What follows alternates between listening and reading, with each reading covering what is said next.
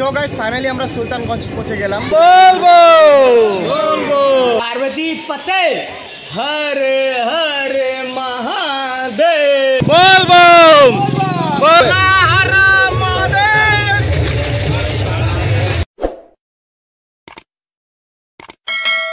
তো গাইস আমরা ঘর থেকে বেরিয়ে পড়লাম, এখন বাজছে 12:30টা।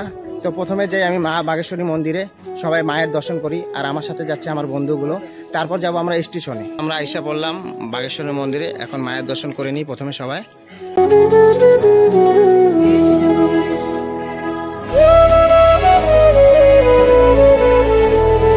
তো গাইস সবাই বাগেশ্বরী মার দর্শন করে নিলাম, আর এখন যাব আমরা ডাইরেক্ট নিমঙ্গাইয়া স্টেশনে। তো বর্তমান আমরা পেলাম নিমঙ্গাইয়া স্টেশন। দিকে ঘড়ির কাঁটায় দেখতে পাচ্ছ 1:20 বাজছে। আর ভাই আমাদের গাড়ির টাইম কয়টা ছিল? গাড়িটা ছিল 1:50। এখন কয়টা দেখাইতেছে দেখতো? 3:30। এই যে 3:30। তো দেখতে পাচ্ছ এখন কামাখ্যাতে গাড়িটা আছে, আর আমাদের নিমঙ্গাইয়া আস্তে আস্তে 3:30 বাজবে। তো আমরা যাচ্ছি বাবাধাম সব বন্ধুরা মিলে। তো আমাদের যেতে লাগবে সুলতানগঞ্জ, প্রথমে ওখানে গঙ্গাতে স্নান করে তারপর যাব আমরা শিবের মাথায় জল ঢালতে দেওঘরে। তো আমাদের ট্রেনের টাইম তো তোমরা দেখতে পারলা গাইস, অনেকটাই লেট আছে। তো আগে ট্রেনটা আসুক। বলতে গেলে আমাদের ট্রেনের টাইম ছিল 2টা, আর এখন ট্রেনের টাইম দেখাচ্ছে 3:45, মানে বলতে গেলে 2 ঘন্টায় লেট। তো এখন কামাখ্যাতে আছে ট্রেনটা আস্তে আস্তে। তো গাইস আমরা ট্রেন আগে থেকে রিজার্ভেশন করছিলাম, আর এদিকে দেখতে পাচ্ছ টিকিট। আর আমরা নিমঙ্গাইয়া থেকে যাব ডাইরেক্ট সুলতানগঞ্জে প্রথমে। তো তোমাদের বললামই, তো ট্রেনের টিকিট পড়েছিল গাইস 450 করে একজনের। এদিকে বাপ্পি দা ভয় পেয়ে গেছিল, টিকিট ঘরে ছেড়েছিল, ভাবছিল কই নিয়েছো টিকিট? তো টানছো তো বাপ্পি দা? এদিকে দুইটাই কিন্তু বাপ্পি দা মিতা ভাই, ওরা টিকিট আনছিস তো? বাবা আমি যেটা ভয় খেয়েছি মাথা খারাপ না ঠিক আছে, টিকিট না দেখাইলে পরে টিটি মারবো না, বুঝছিস না? সুলতানগঞ্জে কয়টার সময় পাম ভাই দেখাইতেছে? কালকে বিকাল 4টা। না যাওয়ার আগে ভাইয়ের অবস্থা খারাপ দেখতে পারতাছো। এটা কি হাতে আবার কি ওয়ারেস? তো গাইস এতক্ষণ পরে ট্রেনের অ্যানাউন্সমেন্ট হলো, আর এখন বাজছে 3:30। আর বলতে গেলে চাপড়াঘাটা ট্রেন ঢুকেছে, আর মাত্র একটা স্টেশন বঙ্গাইগাঁও পার হলে নিমঙ্গাইগাঁও ঢুকবে। আমরা মহাদেবের নামে এখন আমরা বেরোবো। কাল হারা, দুঃখ হারা, দরিদ্র হারা, কষ্ট হারা, রোগ হারা, হরে হরে মহাদেব। पार्वती पते हरे हरे महादेव ट्रेन এসে গেছে। তো গাইস ফাইনালি ট্রেন ঢুকছে, আর এদিকে দেখতে পাচ্ছ ট্রেন ঢুকছে।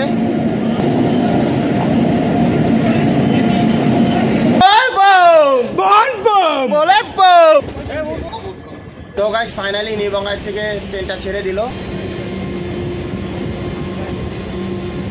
আর বলতে গেলে এখন বাজছে 4টা, আর একদম টায়ার্ড হয়ে গেছি গাইস। তো এখন আজকের জন্য ঘুমাই, তো কালকে দেখা হচ্ছে। The next day. Good morning বন্ধুরা, ঘুমের থেকে মাত্র উঠলাম।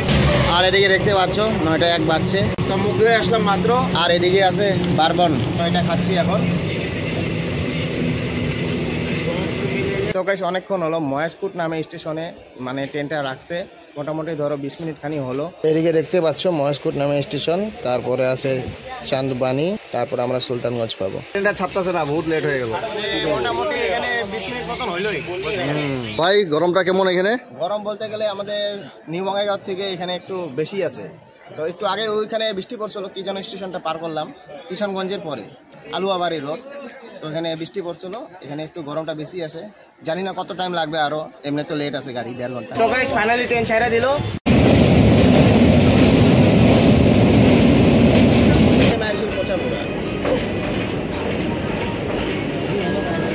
ফাইনালি আমরা গঙ্গা নদী পার হলাম। তো গাইস ফাইনালি আমরা সুলতানগঞ্জ পৌঁছে গেলাম।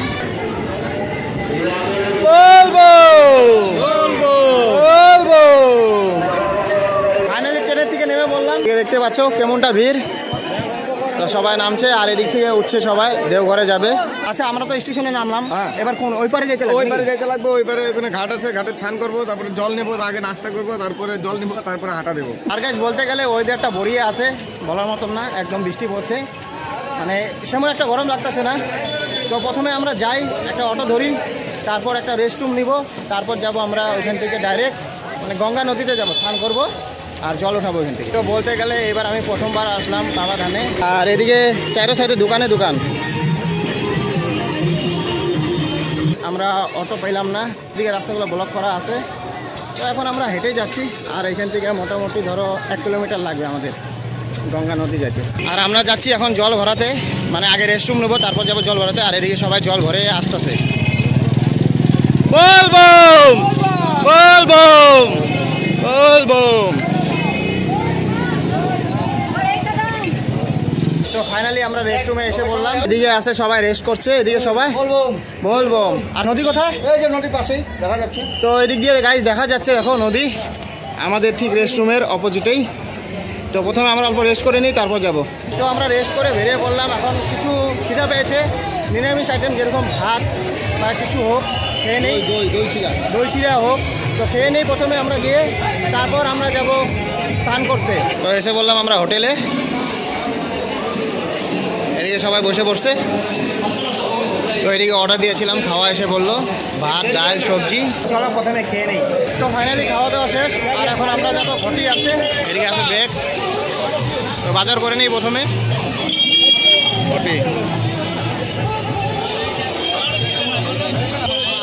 ও ভাইয়া কিतना है 120 বরফ হয়েছে? ঘটিগুলা ঢুকে? কোনটা কোনটা ঘটি? বড়গুলা? ঠিক আছে, দুইটা নিয়ে নিলাম ঘটি, আর সাথে আছে ব্যাগ। 120 টাকা করে নেয়।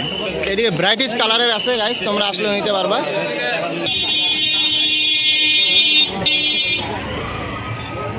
তো আমরা ড্রেস কিনে আর মোবাইলের কভার কিনে বেরিয়ে পড়লাম এখান থেকে। আর ঘটি নিলাম, 100 টাকা করে নিল ঘটিটাই না। হ্যাঁ আমার 50 টাকা নিছে, আমার আগের বারে ব্যাংক ছিল। তো এখন আমরা যাচ্ছি গঙ্গাতে স্নান করতে। দুইটা ডুবকি লাগাবো, তারপর যাবো আমরা কালকে দেওঘর ডাইরেক্ট বাবার কাছে। এখন আমরা প্রবেশ করছি গঙ্গা নদীর ভিতরে। আর গাইস এখানে ঢুকলে পরে মনটা একদম ভালো হয়ে যায়, তাই না? হ্যাঁ একদম মনটা পবিত্র হয়ে গেছে গাইস। আর দুপাটি সেট চারোদিকে।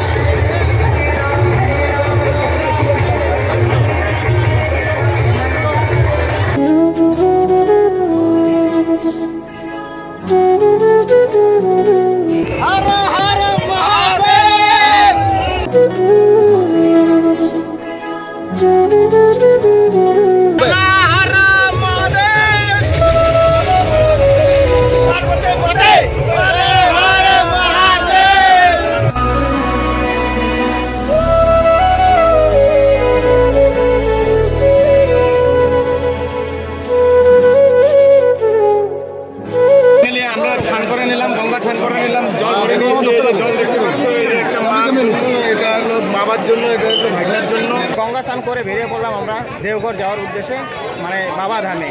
তো এখন আমাদের যেতে হবে প্রথমে বাস স্ট্যান্ড। তো দেখি ওখানে যাই আগে, তারপর তোমাদের দেখাচ্ছি কি নেই।